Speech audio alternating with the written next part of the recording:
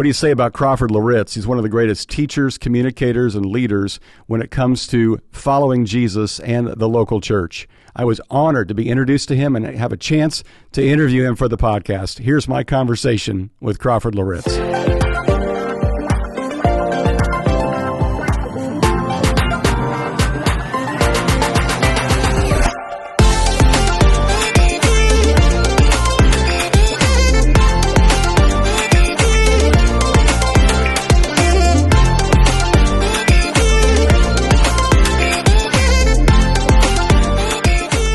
Dr. Crawford Loritts. Am I saying your last name right? I want to get that right. You hit it right on the nail. Okay. Right on the head. Loritts. All right.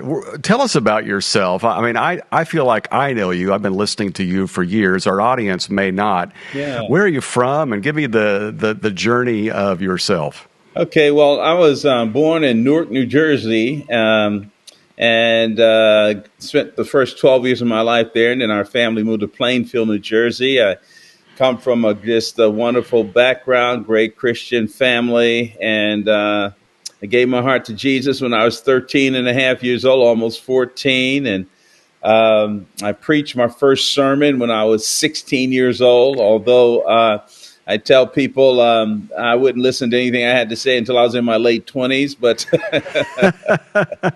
and I went to a small church there in Plainfield, New Jersey. That's all within the metropolitan New York area, and our pastor had a real heart for young people and just encouraged us, and I just had this desire as a teenager to share my faith with my friends, and I then start speaking in youth groups and other things like that, and so I went to college in Philadelphia, a place called Philadelphia College of Bible. It's now called Cairn University. That's where I met my bride, and we got married. I was still in undergraduate school, and celebrated our 50th wedding anniversary last year, in 2021, and so she's just been the joy of my life. After graduating from college, I spent time with a group called American Missionary Fellowship as an evangelist with them for 4 years. And then in 1976, my wife and I moved to Dallas, Texas, where Tony Evans and I co-founded Oak Cliff Bible Fellowship. Was there for 2 years, and church kind of grew rapidly, and then got recruited by Campus Crusade for Christ and 1978, and moved to Atlanta, Georgia, and began traveling, speaking on university campuses across the country, some out of the country, and spent 27 wonderful years on staff with Campus Crusade as a traveling speaker, but also as associate U.S. director the last 10, 12 years of my time on staff with them, and then in 2005 became senior pastor of Fellowship Bible Church. A great group of people here in Roswell, Georgia, which is a suburb of Atlanta, and retired as senior pastor Easter Sunday 2021, April 4th, and was there for 15 years and almost 16 years. Great run. We've got 4 children. Our son, Brian, he's a teaching pastor at the Summit Church in Raleigh, North Carolina. He's an author and speaker, and God's used him in a wonderful way. A daughter who lives in Memphis and with her family, and another son who's a pastor in Las Vegas and speaks a great deal. And then we have a daughter who's a physician. She and her husband are both physicians. They're in Grand Rapids, and we've got 11 grandkids. And so that's my story, and I'm sticking to it.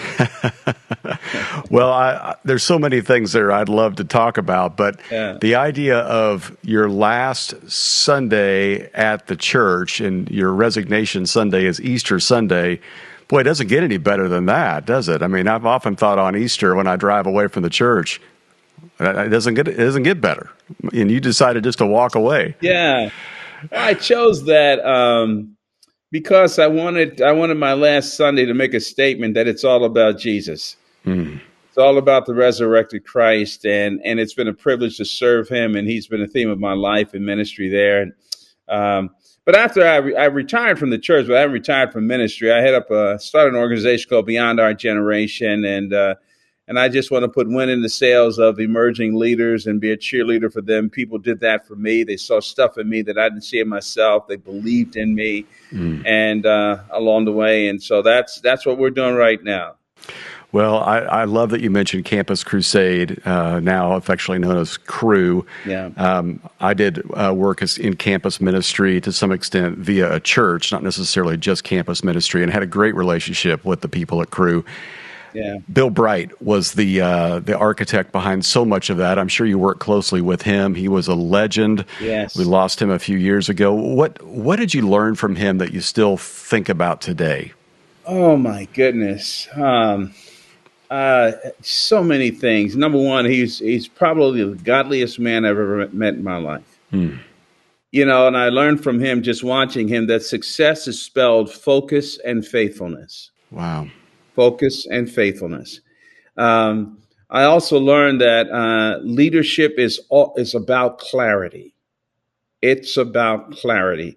And he was very clear, although Cru is a massive organization. I serve on the board now, and we've got 20,000 staff members in 180, 90 countries of the world, and big budgets and all that stuff. And you might think that the founder of that was very complex. He was not. He was very simple. He was very clear. Never moved away from the focus on winning people to Christ, building them up in their faith, and challenging them to go to the world with the gospel. And that clarity benchmarked my leadership. And that's what leadership is really all about. And he was just terribly focused in a wonderful way. Also, he was authentically humble. And very, very, very others oriented. And if you were around him, he had this uncanny ability, and I know this sounds like a cliche, to make you feel like the most important person in the room. I'll tell you a quick story. When I joined staff, 1978, his assistant, we were out at Arrowhead Springs at the time in new staff training. That's in Southern California. They're outside of San Bernardino. And so one of his assistants said to me, he said, "Would you like to ride with me to the airport to pick up Dr. Bright?" And he was coming in. I said, "I'd love to." And so we get in the car to go. And his assistant told me, he said, "Now he may not, he's got some things that he needs to take care of between now and the time we get back to Arrowhead Springs. He's got to leave for an international flight in the morning." And he had this thick folder. That thing must have been about 3 inches. And he said of stuff that he just needs to look through. So we get in, and I'm in the back seat, and he gets in the car, and his assistant just hands him this folder, and Dr. Bright takes the folder and looks at me, and he says, "Crawford, tell me about yourself. Tell me about your vision." And, so I'm talking to him, but I'm getting nervous because he's got to get this stuff done. And he just pushed it aside and put his arm around me in the back seat and just asked me about my family, asked me about my heart, my life, my vision, all of that. And now I'm sure he stayed up late that night getting that stuff done, but that deeply impressed me. Wow.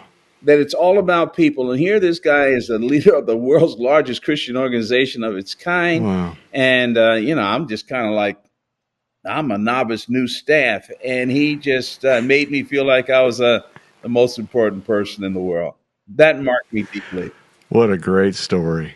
Oh, that's fantastic. I'm curious about, here you are traveling around speaking so much.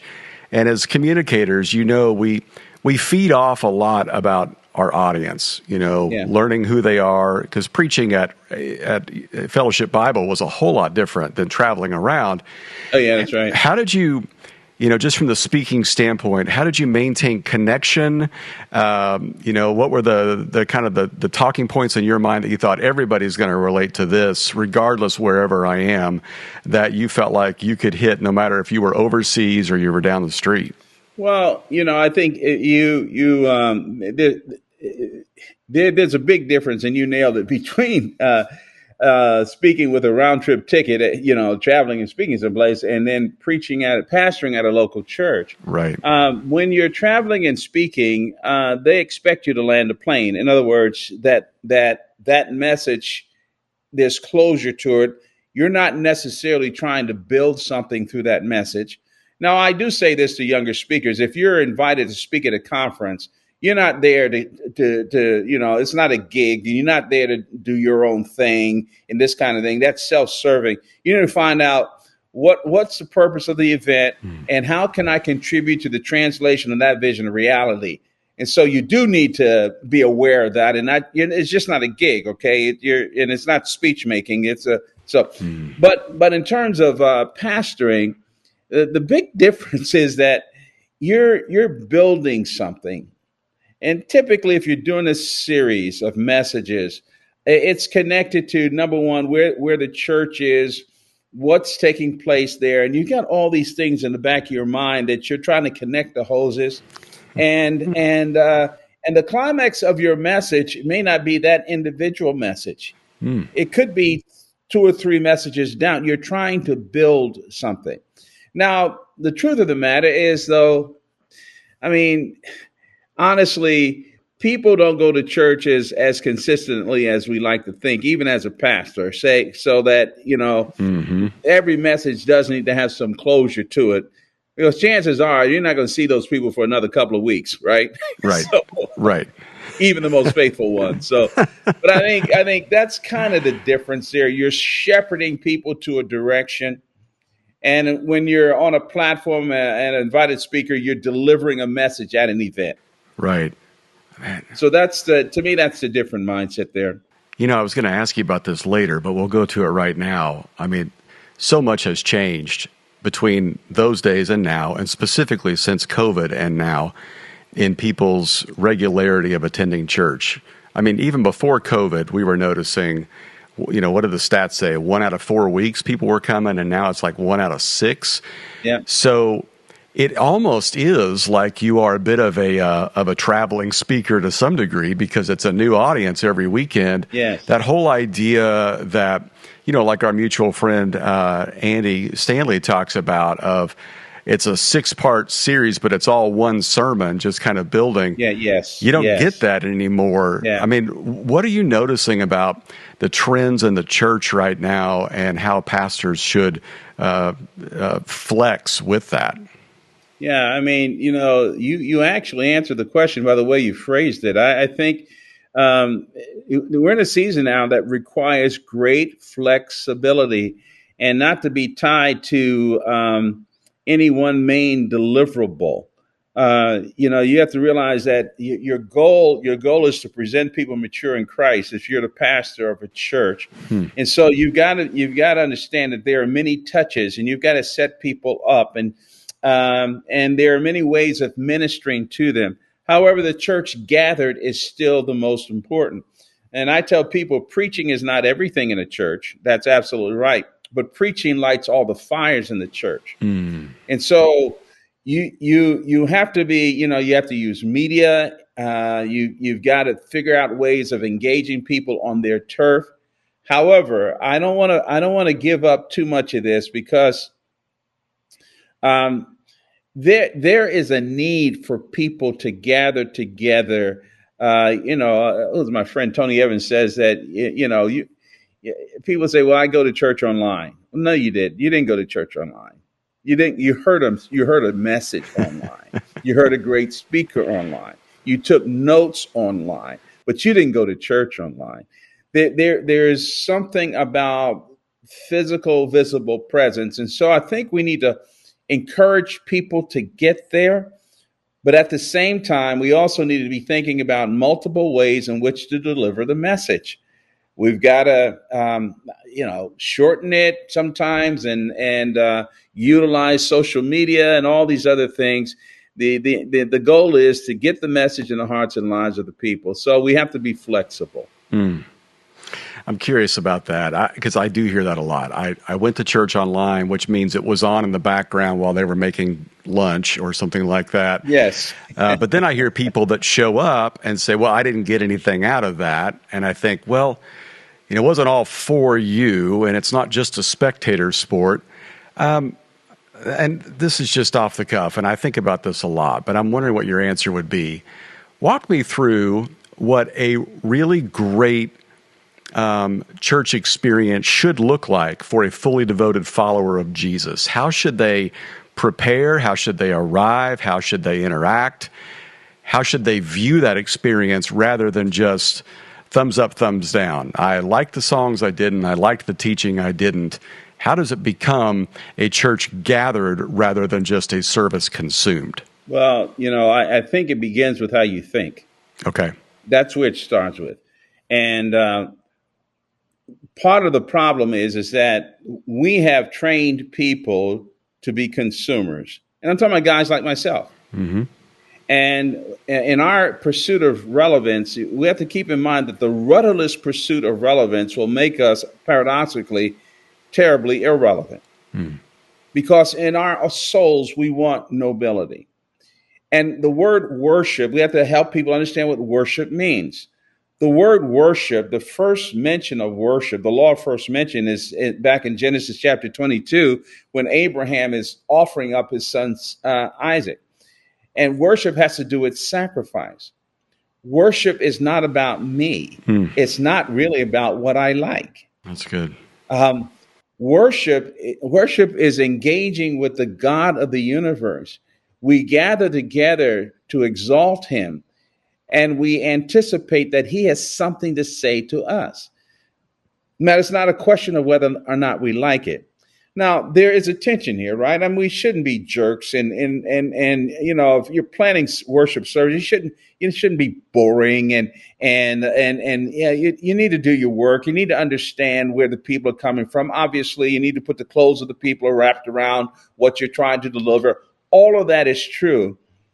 But if you're going to get the most out of a worship service, that requires sacrifice and maturity. And the understanding that it's not about me. The music is not about my preferences, because what I don't like, the guy next to me might love. And if I'm a mature Christian, I'm going to say, well, that's not my genre. But man, if this guy's engaging with Jesus with that, bless the Lord, and I'll raise my hands too. And so I think we've got to get away from the entertainment model. Now, again, I got to be careful with that, because I don't think there's anything wrong with liking church, and I don't think there's anything wrong with smiling and programming things that help people to have fun. I don't think there's anything wrong with that necessarily. But we got to remember that we're there not to vote on how good things are going. We're there to engage with the God of the universe, and that God has something to say. That's well said. And then we have to help them. And this is our fault. This is a leadership issue, right? It's a leadership issue. I got to help people understand the difference between preaching and speech making, for example. The preaching is not speech making. Preaching is a word from God for the people at a moment in history. So there is an expectation that I've got to cultivate in the hearts and minds of the people that I'm shepherding, that when they come, God has something to say to me. Speech making has to do with putting things together. It's audience centered, and there's nothing necessarily wrong with that, but you just gave a speech and they like your stories and your illustrations and some of your application points, and we like that. We'll vote on that. That's good. But when you hear from God, he might shatter your expectations, and he might make you feel uncomfortable. And if you leave a worship service always feeling good, then something's wrong. Something's wrong. You ought to sometimes, yes, we ought to feel great, but sometimes we ought to leave there feeling convicted, depending on what God has said to us. So I don't know. I mean, you're asking a guy, I'm at an age right now, in a stage of my life where I think sometimes we've gotten too cute for our own good. And so we're getting we're getting the response. We're training people to respond the way we've trained them. Right. And so I don't know if that makes any sense or not. No, it makes a lot of sense. And I think a lot of us over COVID, the pastors I was talking to, we were all thinking, we have not done a good job discipling our people if they are behaving this way when we're shut down or we're open or during the political season, the race riots, all these things. Tell me a little bit about, just from your perspective, because you're a little further down the line. You've seen a lot more things than many of us have. Mm-hmm. Over the last couple of years, what'd you see the church do you were proud of? What'd you see the church do that broke your heart? Well, I'm a fan of the emerging leaders in the church now. I just really think, despite all the other stuff, and we'll get to that in a second, that's kind of like cratered me a little bit here in recent years. I think that there are young leaders now with vision and who are doing incredible work. They're impacting at-risk communities, and establishing churches in rural communities in these urban areas, and the leadership is out there. And so I'm a big cheerleader for that group that's 45 and younger, man. I give them a standing ovation. And I'm very encouraged. I really am. I'm very encouraged. I'm encouraged with their clarity. There seems to be a new movement over the last, I would say, 15 years of guys who are excellent communicators and Bible preachers who preach with courage and relevance and clarity. Mm-hmm. And so I'm excited about that. I really am. I also, and you use the term flexibility. I think we have become far more flexible in recent years in terms of how we do church, how we approach things, and I'm excited about that. I'm also excited, and this is going to be a little bit of a paradox because this is also the other side of this is a discouraging thing. I'm also excited, despite the nonsense and confusion with all the racial misunderstanding and stuff that's taking place. One of the fastest growing segments of the church today is the multi-ethnic church, in spite of that. Mm-hmm. In spite of that. So I'm very encouraged about that. And I can go on and on about those things. Now, some of the downsides here. I just want to be straight up with you. I have been embarrassed and ashamed of how many evangelicals have acted over the last 10 years, culminating over the last 4 or 5 years. It has been horrendous. It has been embarrassing. We have bought into a culture war theology that has a limited menu of the sins that we denounce. Now, I might agree with some of what they're saying, the sins that are listed, and maybe even politically. But I think what has taken place is that we've created this angry evangelical, and we're putting primary passion into secondary issues. Mm-hmm. And what's being lost is authentic love, authentic compassion, the beauty of Jesus. And I just don't like the brand. We're getting too close to power. And a friend of mine says it this way. And I think quite frankly, we have gotten too close to politically. We've gotten too intertwined. Mm-hmm. And a friend of mine says that, hey, look, when the church goes to bed with politics, it's the church that gets pregnant and the offspring doesn't look like our father. And I think, that's good. We just need to be careful. And so we've attached all these barnacles to the gospel. And the problem is that, we're unbelievers have to swim through all of this contaminated water to get to fresh water. Mm-hmm. And so we need to be clear and pure about the gospel, about what it is. And that has disappointed me, very, very deeply. And I'm not being political here. I'm just saying that we have erected barriers to people getting to Jesus. Mm-hmm. And we've become cluttered. And I think in many respects, we've lost our prophetic integrity. Mm-hmm. Because once you get associated, we get associated to a political party too closely, this kind of thing, then we get myopic. Mm-hmm. And you end up trading character. You end up trading character for cause. And whenever you trade character for cause, you're going to reap corruption and confusion. And I think we've seen some of that. So you didn't ask me all of that, but that's what I have been terribly concerned about in recent years. Hey, let me interrupt this podcast for just a second. Every church leader knows that having trained and engaged volunteers is essential to successfully accomplishing your mission. But if you're like most leaders, you also know how tricky it can be to onboard and equip people for your team. What if there was a resource that made it easier? Let me recommend Serve HQ to you. Serve HQ is simple video training courses that help you equip volunteers and develop leaders. You can create your own training or use their video library. You can even automate next steps to onboard new people. Check it out at servehq.church. Now, back to our conversation. Well, thank you for sharing that. I was hoping you would go there. I've heard you talk about that to some degree, and I'm fascinated by what you said, though, about the one encouraging thing is the multi-ethnic church growing. Yeah. Why do you think that is? Because there was so much division. Yes. Was it the churches that decided, we're not going to jump to one side or the other, we're going to embrace all and be pure about the gospel, and it just began to grow?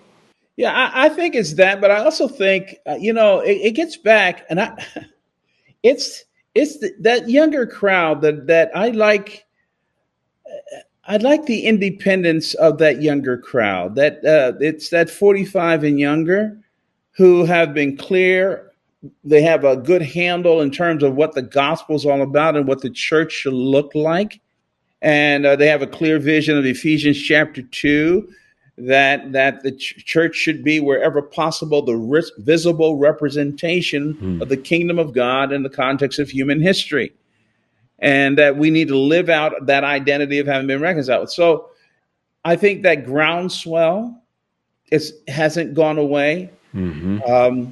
And I think some of these churches that are led by these younger leaders, they're getting it.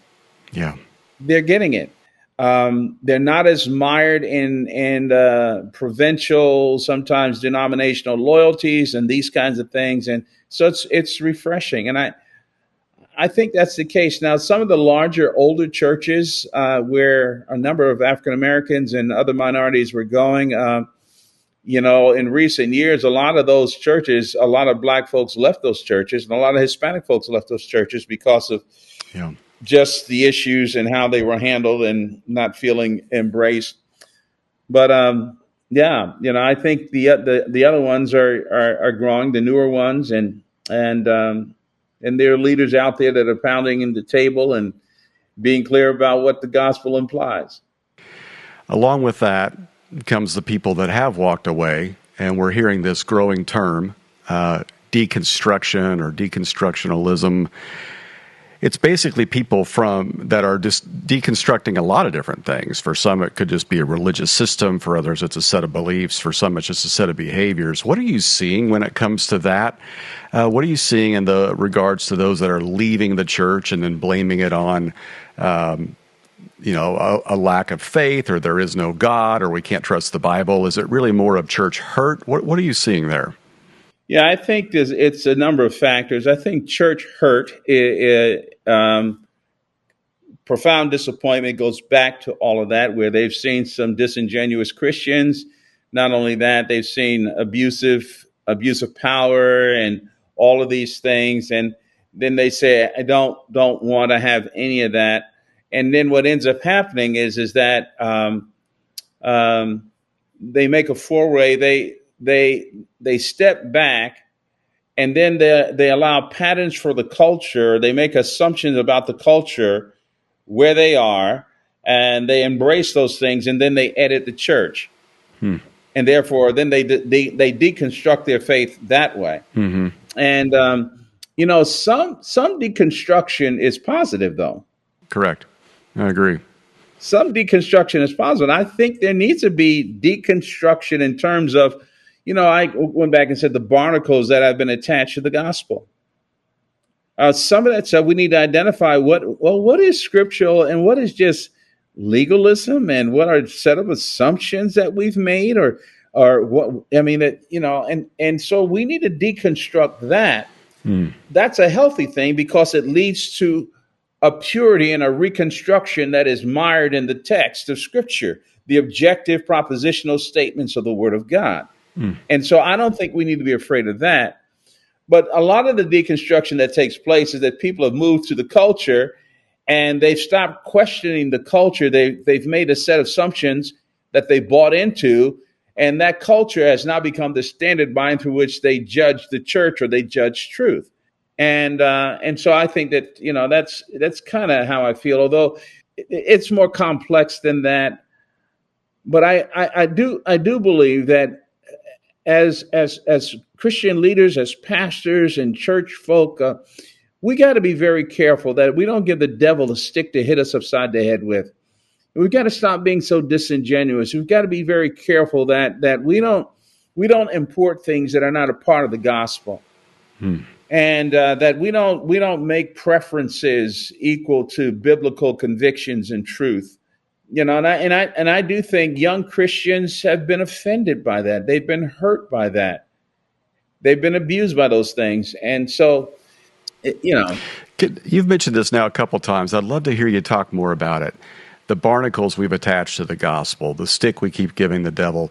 What are the things that are preferences that we've turned into propositional truth from the gospel? I mean, obviously, we can think about politics and our persuasion there, where we basically ask Jesus to endorse our beliefs. But what are some other things that you're seeing the church get caught up in? Well, it's like you take the Christian school movement, for example. I mean, I'm not knocking that part. Some of our kids went to Christian schools, and our church had a Christian school that we helped to establish, and so I'm not knocking that. But whenever you stand up and say that the only way to teach your child a biblical worldview and not to get the world to really contaminate his thinking, this kind of thing, is to protect their minds and protect the content that they're getting and then protect the environment. And the Christian school is the only way of doing that. I get problems with that. Yep. Because where do you find that? Or the homeschool movement or these other things where now, again, these are great movements. Don't get me wrong. And I think Christian worldview is very important, but you can't impact that which you don't come in contact with. And your child has been given the Great Commission and declared to be salt and light. And if I understand that passage in Matthew 5, that's talking about proximity to that which the salt needs to be put on and the darkness that needs to have light. And so you got to be very careful that you don't take your conviction and make that, the 67th book of the Bible. And so then we get confused. The other one is, Christian nationalism, assuming that Jesus died to save Western civilization. No, Jesus didn't die to save Western civilization. He died that everybody in Western civilization might have an opportunity to be saved. And so not assuming that, hey, look, and by the way, I'm patriotic, okay? Let me just say that, right? I'll die for the freedoms of this country and this kind of thing. I really am. But you got to know the difference. You got to know the difference between, I am no more, as an American Christian, I'm no more significant and important as my brothers and sisters, in rural Zimbabwe or in rural Indonesia or wherever. And so you have to tone down your language and stop making assumptions about the truths of God's word and see it for what it really is. And so I think that all of these things, these are barnacles, right? Right. And part of this the reason why we get caught up with this stuff is the lazy thinking that we have as Christians. We allow some strong personality with strong convictions to pontificate, and all of a sudden we assume that everything that person says is true and right. And it's not necessarily so. And so we need to get back to the purity of God's word, what it's all about. I mean, one of the things, and I'm glad we're breaking out of this now, is that sometimes when we talk about justice issues, for example, we have a very narrow view about justice issues or about life. And so we think, okay, now if you're a Christian, you're going to be pro-life. Well, I am pro-life, and I unashamedly, and I'm glad that Roe v. Wade was overturned and all this other kind of stuff. However, to be pro-life in the Bible means It means human flourishing. Mm-hmm. Completely. It means that the conceived must live, the living must be cared for, and the poor and the oppressed must be defended. Mm-hmm. That's what God means by all of that. Mm-hmm. And so we get a narrow framework, and then we attach that and whatever. So that's some of what I mean. From the womb to the tomb, right? Absolutely. Absolutely. You lived through the 60s and saw the great division in our country during that time. Many people are comparing what we've experienced over the past couple of years to the late 60s. Cultural unrest and upheaval and big, shifts in the way that we think and church and God and politics and all that. Do you see any similarities? Does that give you pause for concern going forward? Does it give you any hope?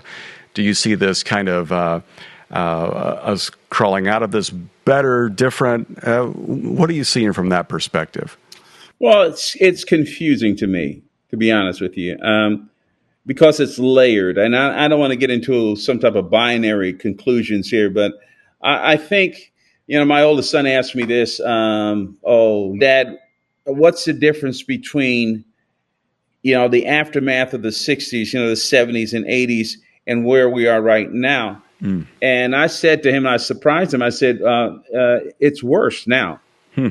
Worse in the sense of the conversation. Okay. Certainly things have gotten better in terms of laws and this kind of thing. And statistically, the growth of the middle class and minority community, all that stuff. I can't argue with that. Many things have gotten better. But in terms of the polarization, it's worse now.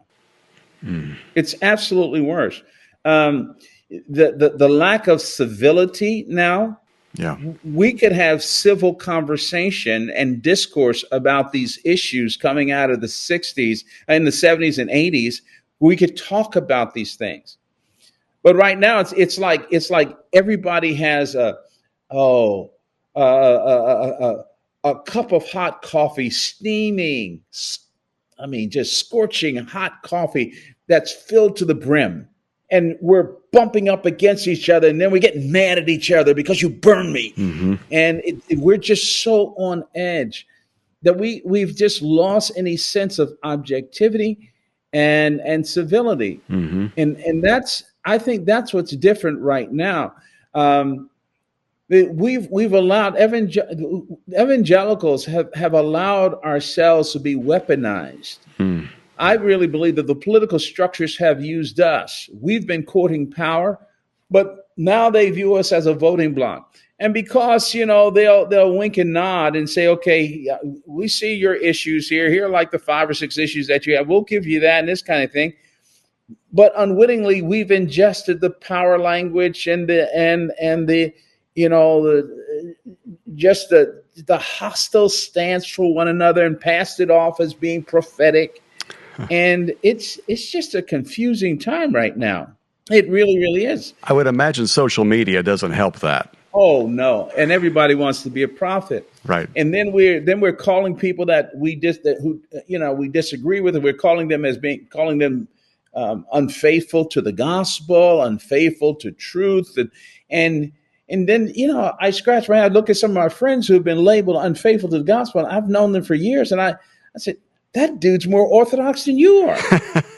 But it means, what they mean by that is that you don't agree with me politically. You don't take this stand with me. Right. And so I think we could use a bit of what Paul told Timothy, right? When he said to Timothy, hey, buddy, the Lord's servant must not be quarrelsome.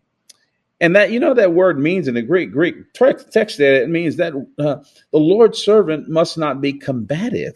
Mm-hmm. But it seems like we're looking for fights right now. So I think, my major concern is that, the culture is culture. The culture is going to do what the culture does, okay? And lost people are going to do what lost people do. But my major concern is the polarization that's taken place within the family of God. That, to me, that is troubling. It's disappointing, and frankly, I think it's unnecessary. Mm-hmm. So it is. Let me interrupt for just a moment. Did you know we have a YouTube channel? In fact, all of our podcasts are now recorded and placed on YouTube as well. So ever wanted to look at the person I'm talking to? Now you can. Go to Pastor Rusty George on YouTube and subscribe. All right, back to our show. You've written a bunch of books, but you wrote one that I consider to be one of the best leadership books I've ever read, called Leadership as Identity. For our listeners that have not read that, would you give us the reason behind that book? What inspired that book, and what was your major thesis there? Yeah, in fact, I just the revised edition is coming out in February. Oh, great! Yeah. So, I years ago I was asked to teach a course at Trinity Seminary on leadership, the essence of biblical leadership. That sounds like a seminary course. It does. Yeah, it does. And so in preparation for the course, I just, and I love to read about leadership. I read everything I can get my hands on about, leadership from a Christian perspective. But as I read through a number of those books, I sort of pushed back a little bit, and I thought to myself, these books, all of them are very helpful, but I thought to myself, I don't know if the Bible actually teaches that. So I actually pushed it aside, and I thought to myself, okay, what is it that every great man or woman of God, what is it that they had in common that God trusted with his assignments? And so that was the inspiration for the course. And having taught that course over the years, and then people asking me and my students asking me, well, write about this or whatever, the book came out of that. And the book is just really an expansion of the course that I taught on leadership at Trinity Seminary. But it answers the question, what is it that every great man and woman of God, that they had in common that God trusted with his assignments? And I, in the book, I point out that there are four critical characteristics, and these four characteristics should be true of everybody, every believer, but they are exponentially true of followers of Christ. And that is brokenness, uncommon communion, servanthood as an identity, and radical immediate obedience. So and I fleshed that out in the book, as you know. Well, that's what I love about it. Is there's a lot of leadership books out there that are more tactical as far as here's what you do and here's how you gain a following and those kind of things. But this was here's who you're supposed to be. This is where leadership comes from, and that's the beauty of the Bible is it's just filled with a bunch of broken people. Yeah. And let me just say something which loops back around to our previous. Leadership in the Bible is prophetic, meaning that the leader has to be the portrait of the desired destination at which that entity needs to arrive. That's why character is everything, and so it is in terms of Christians, the church. The Church of Jesus Christ is a prophetic presence. It's a visible representation at which the culture should arrive. And so the larger question is, for the church, is not just whether or not we're speaking the truth, but are we portraits of Jesus?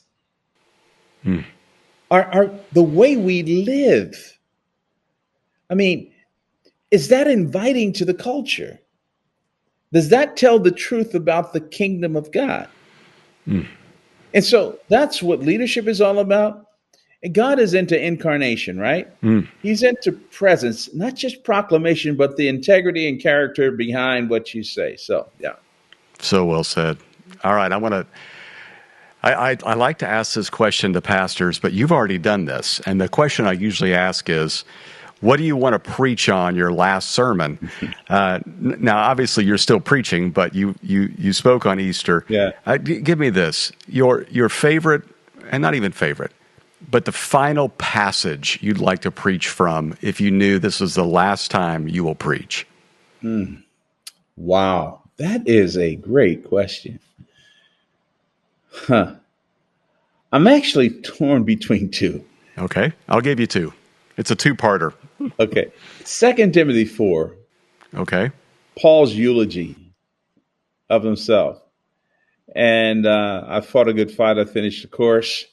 And that text. But then, one that I'm drawn to is 1 Kings chapter 2, verses 1 through 4. That's when David calls Solomon in, and David is dying. And David, this is astonishing to me.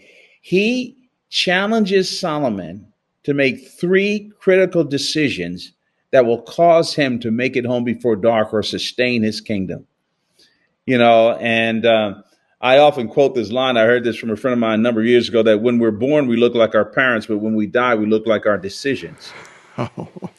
And David challenges Solomon in 1 Kings chapter 2, verses 1 through 4. Let me see if I can remember this. He challenges him he tells him, decide to live courageously, decide to live obediently, and decide to live faithfully. And I just want to leave those footprints in the sand for the next generation. So maybe that's what I would talk about. Wow. That's fantastic. Here I thought you'd go with the layup, John 3:16, Luke 15. Man, those are brilliant. I love that. I don't know. Well, hey, thank you. Thank you for so much more than just the time we've had together today. Thank you for your legacy of leadership. Thank you for being a leader worth following. Thank you for being a person that was a clear voice over these last couple of years. I've heard you interviewed multiple times. I heard you preach at North Point, and it was so helpful for pastors like me. That obviously I tell people all the time that, hey, this was my first pandemic. Give me a little bit of grace. But very few could stand up and offer a clear word as to how we should lead through, and you were one of them. So thank you for that. I really appreciate it. Thank you so much. This has been a real treat. Blessings on you, my friend. Thank you. My goodness, I'm going to listen to that several times. And I know there's somebody you want to share that with. And if you're not a pastor, share it with a pastor and say, I think this will encourage you. He is such an incredible communicator and a wealth of wisdom. So make sure you pass on the words of Crawford Loritts. Next week, we'll be back with brand new content as we move full throttle into the Christmas season. Got some great stuff coming up in the month of December that will help you and your church and your family experience a great Christmas. So make sure you join us next week. And as always, keep it simple. Take a moment and subscribe to the podcast so you'll get it delivered every week. And subscribe to the Rusty George YouTube channel for more devotionals, messages, and fun videos. Thank you for listening to Leading Simple.